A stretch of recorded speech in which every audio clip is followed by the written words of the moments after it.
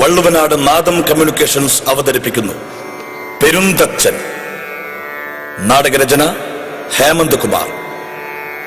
ഗാനങ്ങൾ പരത്തുള്ളി രവീന്ദ്രൻ, ആലങ്കോട് ലീലാകൃഷ്ണൻ. സംഗീതം Sebian Nayarambalam. Recording Robin CSE Ernakulam and creative Edappal. പാടിയത് വിശ്വനാഥ് എടപ്പാൾ, അനു മരിയ റോസ്. രംഗപടം വിജയൻ കടമ്പേരി. വസ്ത്രാലങ്കാരം ഹർഷൻ കോഴിക്കോട്. നിർമ്മാണം നാദം ബൈജു. ദീപസംവിധാനവും നാടക സംവിധാനവും മനോജ് നാരായണൻ. മലയാളിയുടെ കഥാപരിസരങ്ങളെ എന്നും ഊർവരമാക്കിയ സങ്കല്പ നീർപ്രവാഹം. പറയപ്പെട്ട പന്തിരുകുലം.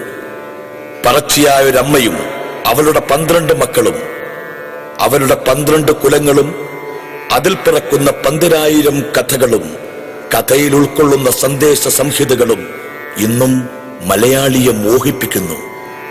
കാലത്തിനപ്പുറം തിരിഞ്ഞു നിൽക്കുന്നവർ പലരും പന്തിരുകുലം കഥകൾക്കിനി പ്രസക്തിയില്ലെന്ന് പറഞ്ഞെങ്കിലും വള്ളുവനാട് നാദം, രചകൻ വടുതല നായർ തുടങ്ങിയ പന്തിരുകുലം കഥാപാത്രങ്ങളെ അരങ്ങിലെത്തിക്കുകയുണ്ടായി.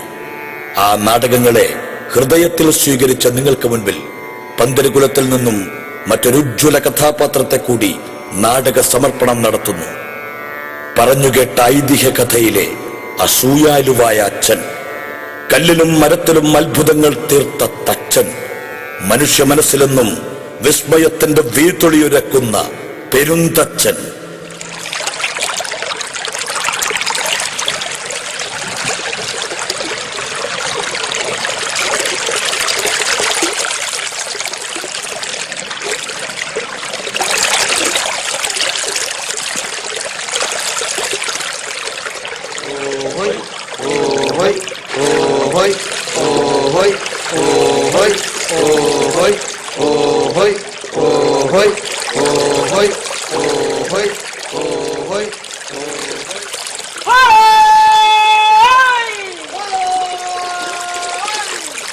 മംഗലത്തമ്മേ, പെരുന്തച്ഛനെയും കൊണ്ടുള്ള തോണി അക്കരയെന്ന് പുറപ്പെട്ടു.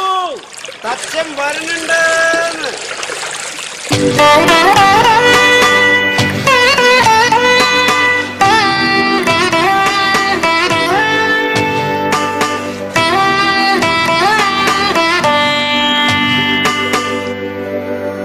തോണി കണ്ടില്ലേ? കടത്തുകാരൻ അയ്യപ്പൻ അടയാളം തന്നു. തച്ചൻ വരുന്നുണ്ട്. ഇക്കുറിയും വാക്കുമാറി എത്തില്ല എന്നാ നിരീക്ഷേ. അത്രക്കുണ്ടല്ലോ തച്ചനിപ്പം പണിത്തിരക്ക്.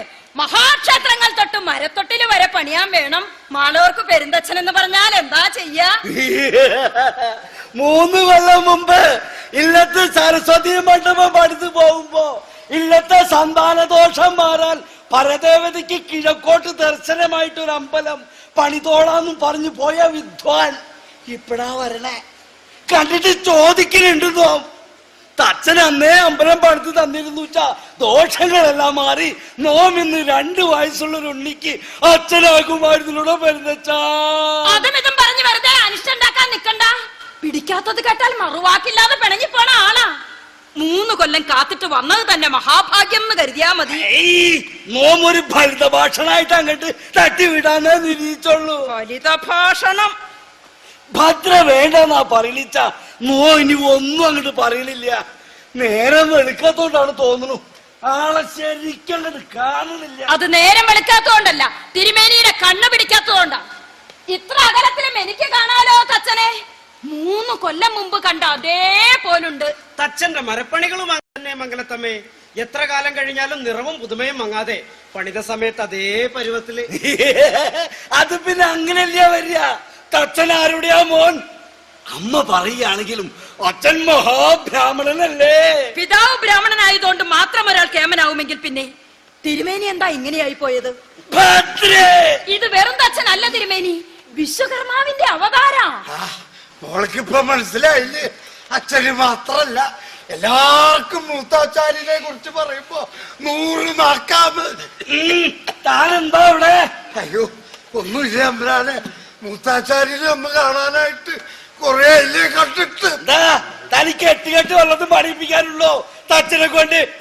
അയ്യോ അടിയനോ മോളൊക്കൊന്ന് മൂത്താച്ചാരിനെ കാട്ടിക്കൊടുക്കാനായിട്ട്. കണ്ടോളിയാ, കണ്ണ് നിറച്ചങ്ങോട്ട് കണ്ടോളിയാ, കണ്ടോ മാത്രം മതി. എത്തിയില്ലോ തച്ചൻ. കുട്ടിയാക്കം പോയി പല്ലക്കീന്നാ കോടിമുണ്ടും നാണ്യവും